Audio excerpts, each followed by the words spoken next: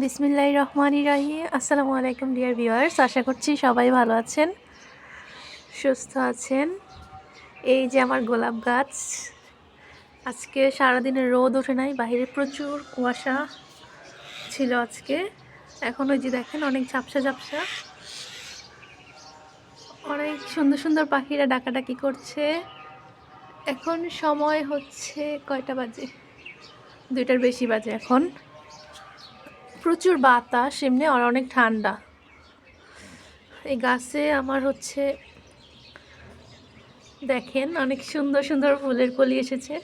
এই যে একটা কলি গাছে, কিন্তু গাছটা আমার হচ্ছে শীত শুরু হওয়ার সময় একদম পাতা হলুদ হয়ে গিয়েছিল, তো আমি ভাবছিলাম হয়তো গাছটা মরেই যাবে কিনা।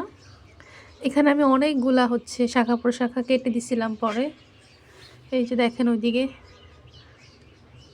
তারপর নিচে থেকেও কেটে দিছিলাম, মানে ওগুলার একদম পাতা ঝরে গেছিলো হলুদ হয়ে হয়ে।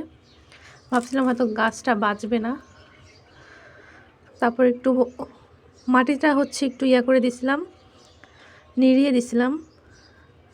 এখন তো প্রচুর শীত, তো গাছে আবার নতুন শাখা প্রশাখা বের হয়েছে আলহামদুলিল্লাহ। এই যে দেখেন এখানে বের হয়েছে, তারপর হচ্ছে এইদিকে তো পুরো একটা ঝাঁকের মতন বের হয়েছে। এই যে দেখেন এখানে কতগুলা ফুলের কলি আসছে, এই একটা, এই একটা, 2টা, তারপর এই যে একটা, 3টা, এই একটা, 4টা, তারপর হচ্ছে এখানে একটা, এই যে মোট 5টা ফুলের কলি বের হয়েছে। তো মাশাআল্লাহ লিখবেন। তো আমার গাছটা কিন্তু আলহামদুলিল্লাহ সুস্থ আছে, এর জন্য আমার কাছে খুব ভালো লাগতেছে। আমি তো ভাবছি হয়তো মরেই যাবে। তো এই হচ্ছে গাছের অবস্থা। আর আজকে প্রচুর ঠান্ডা পড়ছে।